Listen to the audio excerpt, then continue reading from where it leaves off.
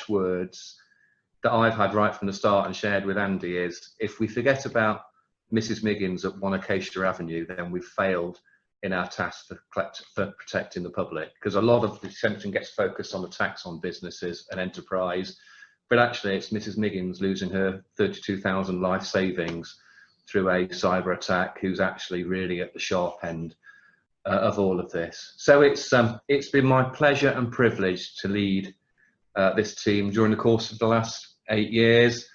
And, you know, we've moved from a situation where there are only about 130 people working in cybercrime, and all of them in London, you know, 7 or 8 years ago. And that had been a very recent development led by my predecessor, Janet Williams, fantastic woman.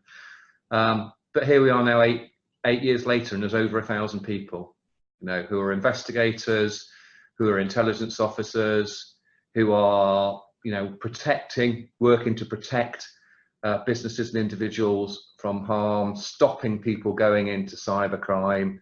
You know, we've got capability in the dark web, we've got capability around cryptocurrency. We've changed the whole of the policing approach to this, and hopefully all that change has meant that Mrs. Miggins at 1 Acacia Avenue is much safer than she was 8 years ago. Super. That is such a great answer. Peter, I'm going to ask you this again. So you were the chief constable responsible for the introduction of cyber performance indicators within policing. So why was that an important step for the UK? It was an important step because it meant that we could quantify what we were doing, and it meant that we could assess the risk as well. And let me give you a really good example of why it was necessary. If we slip over into the world of counterterrorism, counterterrorism in the UK has had a lot of investment during the course of the last 20 years, obviously because of the international situation. But a big part of that was the ability of the intelligence agencies to say, you know what, government, there are at least 2,000 people out there who are actively plotting to commit a terrorist act here or abroad. And there's about 10,000 who we also think are interested in becoming involved in that. And this is the capacity we've got. So they were able to demonstrate very clearly the very real threat to the UK and the ability of policing and the broader security services to respond to it. And that led government into an inevitable position where they had to invest, not just because of the atrocities, but because of the very clear intelligence picture and performance picture that they were producing. So we've tried very much to copy that in cyber, because nobody anywhere quite knows the full extent of cyber. I think we all know, we know the vectors of attack, we know it's big, we know it's cost billions, but we don't actually know completely what it is. But we are able to demonstrate through the performance regime that it really is that big. And look at what our people are doing. Look at what we've delivered to make the UK safer. But actually, there needs to be continued investment, because without that, we aren't protecting our communities in the way that we should. So it was about us understanding what we're doing, but also being able to have a proper intelligent dialogue with government about investment.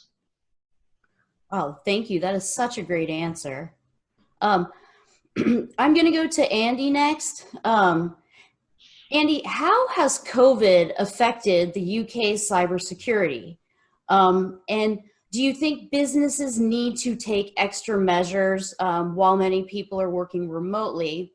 And sorry, this is a three-part question. And what lessons have we learned thus far in terms of online security due to COVID?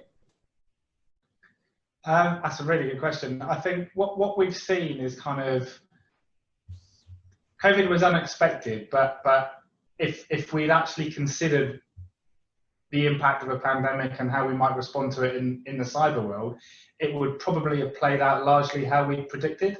So there's a sudden rush from an organisational point of view. Suddenly, almost overnight, everybody had to work from home. So there was a mad rush to get the hardware, the infrastructure, and everybody up and running to maintain business as usual. And I think it would probably be fair to say that maybe everyone knew the security would be important, but businesses weren't going to stop doing business while they sorted the security out. So you suddenly got a position where everyone's on their home router with all the vulnerabilities that we know come from that. Basically, all the endpoints are no longer owned by the organizations themselves. So they've kind of delegated responsibility for securing the most important assets within the business to a bunch of often junior staff at home who have no understanding of maybe some of the responsibilities that come from that, and certainly haven't been supplied with the kit and the capability to manage it. So I think what we've seen is businesses, to their credit, have done a brilliant job in managing that crisis and getting through the storm, and some have managed really quite incredibly. But I think there's been a big rush to catch up. Now they've kind of jerry-built all these networks and this infrastructure. Now they need to work backwards and protect it. We've heard a number of people kind of describe it as going from having a handful of offices to 10,000 offices, and it being that kind of that home vulnerabilities being really significant. And the vulnerabilities that come from that are often quite obvious. So you've got the kind of accessing into networks, the access controls, the infrastructure itself, all the things that you would expect to come from that are there, but people are having to kind of rush at scale to plug those gaps. And of course, that's complicated by the fact that the teams that would normally be in the office to protect the corporate are now also at home, or maybe they've been furloughed, or maybe they're sick. So suddenly the ability to deal with that crisis, there's less resilience to do that because of the position that everyone's found themselves in. You know, everyone's rushing out to try and reconfigure or buy hardware at no notice, upgrade. Some businesses have really succeeded in that and some haven't. And I think the effects of that will take months or maybe even years to play out. So from a policing point of view, what's been quite interesting is we saw a significant spike in reporting of cybercrime in those initial few weeks. But the increase in reporting was domestic reporting. It was members of the public identifying they had a problem and reporting that crime.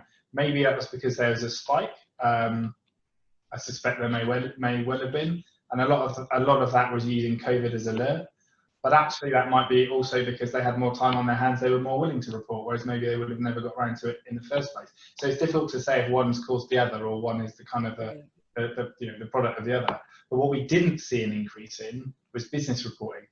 So the big worry, I think, for us is as businesses more and more come back to work, staff get back into office, they start to drill into the systems in a way that they haven't been able to do at home. Are we going to find a whole load of unidentified nastiness? And you would kind of expect that to be the case with the increased vulnerability that has been created and the reduced level of protection. You would expect there to be a real spike in damage, but that hasn't come through in terms of reporting yet. So are we sat on this kind of ticking malware time bomb? We just